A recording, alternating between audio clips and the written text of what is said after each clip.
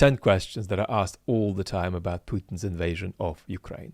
Number one, does MAD still work? MAD is mutually assured destruction, and it probably doesn't work very well for tactical, delimited, non-strategic use of nuclear weapons. In fact, the thing that's the single biggest block on Moscow going there with a small-scale nuclear weapon is not MAD, but China. But what about strategic nuclear weapons? Surely these are as secured by MAD as they were during the Cold War. Kinda. Oh, yeah. So what is going on? Why am I pulling grimaces? Grimaces? I don't know how to say this English word. I say it all the time wrongly. Grimace. Grimace.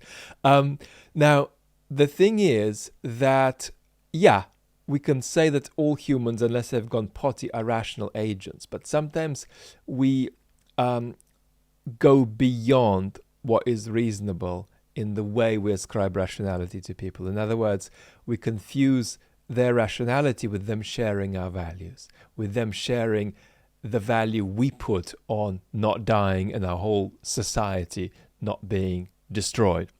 And I don't want to say that there is this huge gap between us and Putin on this, but the civilizational way he has been thinking about his conflict he's engaged in, and the fact that he sees it as existential in some kind of pseudo or mock metaphysical way, but it's not mock to him, that's the problem. That means that the premium being put on avoiding collective death is not quite the same for him as it is for us. How many Russians actively support the war? 10%? 15%? You might be shocked. What about all of these polls and numbers? That's passive support for the war. That's Russian citizens saying, I don't want to do politics. You, Mr. Putin, do politics for us. Take care of it. And if we don't like it, well, now we can go to jail for criticizing it, so we're not going to get involved. That's the kind of support that we are really dealing with. But people who are genuinely and sincerely sitting around in their kitchen saying, this is the right thing to do for these 7 reasons, that's in the double digits, but in the low double digits. Why don't more Russians protest? There can be a kind of paradox with protest, and that's that on the one hand, if we're going to have 150 people coming out onto the street, getting beaten up, getting arrested, losing their employment, getting their relatives into trouble and ending up on some terrorist list, and the odds that that's going to be the outcome are 100%, not 99%, then it's hard to justify protesting except on grounds of finding the situation morally intolerable. And in any society, there is always going to be a group that feels that way and will protest, no matter how instrumentally sort of ineffective it might be. So the paradox of protest is that you never quite know exactly when that 150 might become 1,000, when the 1,000 might become 100,000. Because, of course, if 1 million Russians could come out now in Moscow or in Petersburg, that would make a difference. It wouldn't change the regime, but that would be possibly worth doing if you can get 1 million out there. Now, nevertheless, even though there are so many unknowns and protest is so much about sparks leading to other sparks, nevertheless, the sort of key ingredients for protest to be effective at the moment are missing in Russia. You know that people from the regime are not going to come over to your side at this stage. You know that the police are not going to go over to your side at this stage. You know that most Russians are at the moment too passive and too fearful. So that's where it's at now. How to talk to Russians who support the war. This is difficult. I remember when I was doing my PhD, for a brief period, I lived with somebody who was just feeding themselves on Syrian government propaganda, even though they were in the West. And it's difficult to get them out of that bubble. My approach with Russians, whether they're abroad or in Russia, is that it's the perception that they are themselves discovering new sources and new information that matters. So if we could somehow make them feel that they themselves found some publication or some website and got themselves there, that makes much more of a difference than them just sort of under some duress keying in a website that you told them to go to. Another thing that sometimes works, particularly with the older generation, is just to steal their gear and like a bunch of anti-government stuff, and then it'll start being recommended. What's the role of kitsch in Putin's invasion of Ukraine? For Ukraine, nothing. There is no kitsch. It's as real and as brutal as anything you can imagine.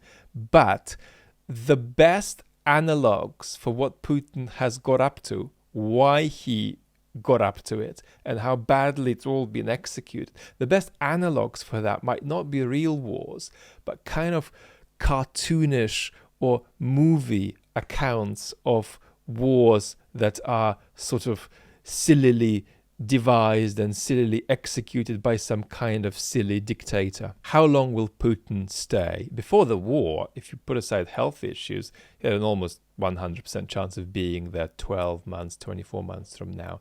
Probability is completely abused if we seriously begin giving numbers, because that's an elementary misunderstanding of how to estimate probability under conditions of uncertainty. And that's basically, you can't. So let's just say we are not being serious. We're just using probability as psychological clues. Well, Putin's odds of being there in 12 months feel like they're about 70 to 80%. So a big chance he won't be there. His chances of being there in 24 months are a bit over 50%, but not much. Who will replace Putin? On a very negative and less likely picture, Russia gets more radicalized, more fascistized, and is ready for a nutty candidate much worse than Putin, somebody like Ramzan Kadyrov, the current dictator of Chechnya, who couldn't really win an election in Russia under any circumstances, but has a tiny chance of somehow sneaking in if everything goes his way. But on a more positive and plausible scenario, look at what happened at the end of Stalin's life, and to some degree in the 80s when Gorbachev came in. You've got a committee, a sort of loose, conflictive committee that can't agree on anyone and looks to pick a relatively stable, safe, seemingly weak candidate who may look controllable. That candidate takes the throne and actually comes to be stronger and more clear-minded and disciplined than anticipated, and holds power and makes the regime more moderate. Now, that's something that's quite plausible, because people will not agree on what should happen next and after Putin's removal or death or whatever happens to him. And Putin is now too weak to appoint his own successor. I think in 2018 he could have just about appointed a successor. Now Putin is too weak to dictate the terms of the transition. So there may be a committee of people, and they may try to pick the safest candidate, and that might not be the worst outcome for the world and for Russia. And that candidate will be actually under some pressure to reverse Putin's direction. What's the future for Ukraine?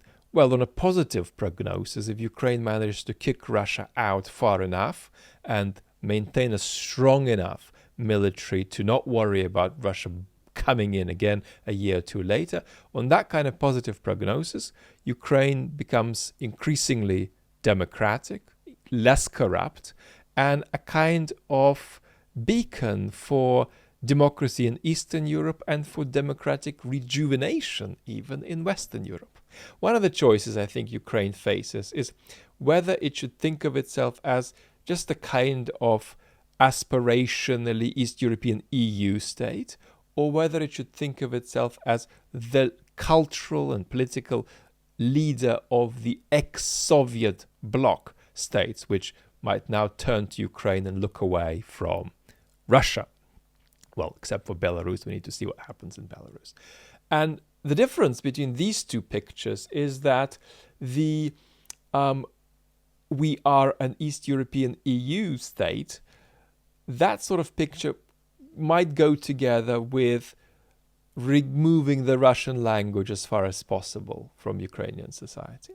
But if Ukraine wants to lead in that Eastern Bloc, it might need to prioritize Ukrainian, but nevertheless preserve a solid place for the Russian language.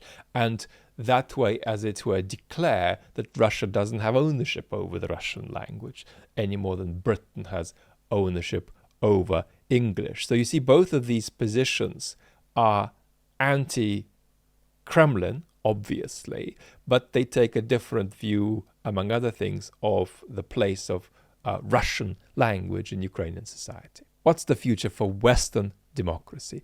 Well, Putin is thinking about this because Putin would like us to become more passive, more divided, for some of us to lose our democracies and install leaders who could be interacted with much more constructively by the Kremlin or even bought by the Kremlin. Now, we have to be truthful and recognize that Western democracy is on a pattern of irreversible decline. But there is a lot we can do, and we're going to talk about it on many other occasions. There is a lot we can do to halt that decline, to slow that decline, to push that decline back, at least in part, by putting into action processes of democratic regeneration that at least compensate for the processes of democratic degeneration that are going on. And we do need positive, truthful, and hopeful stories here. But the story that our democracies will just recover and start going in the up direction, that's just a lie and a self-deception. And it's not going to be constructive for us to sit with that kind of nauseating optimism that evades reality. What should the West do? I think first there is a choice between two pictures. Do you think that Ukraine's and our options are war or peace? Or do you think that our options are war or subjugation for Ukraine? Now, it's not strictly an either or, it's a bit of both, but I'm going to propose that the real choice we're looking at is war or subjugation, which means Ukraine has to not necessarily win, but make sure Russia significantly loses. So we've got to support Ukraine to kick Russia out of as much of the territory that's been taken since February as possible. Nevertheless, this is a difficult balancing act. And what you're going to see on the most positive scenario for Ukraine is going to be a situation where the West applauds Ukraine pushing Russia far back. I'm not saying Ukraine's going to do that well, but let's hypothetically discuss this.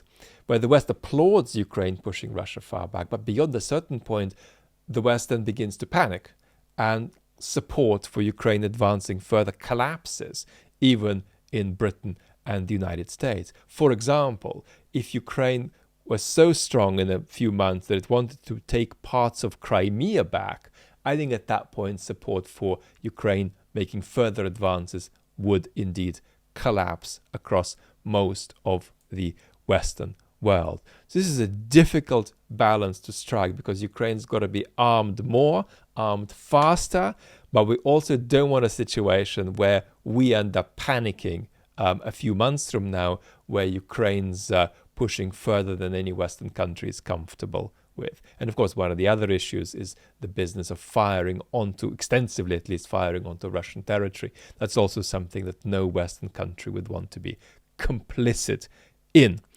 There is one last thing I should mention, because there would be a big list, but one more thing. Let's be clear and honest about whether we're saying that Western capital is extricating itself out of Russia, extricating itself from the Putin regime or not.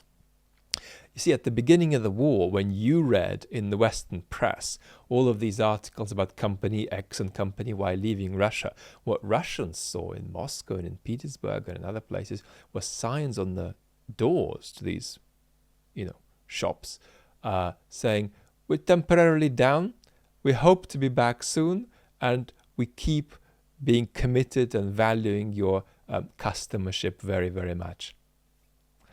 Now, these companies are indeed leaving. But what does leaving mean?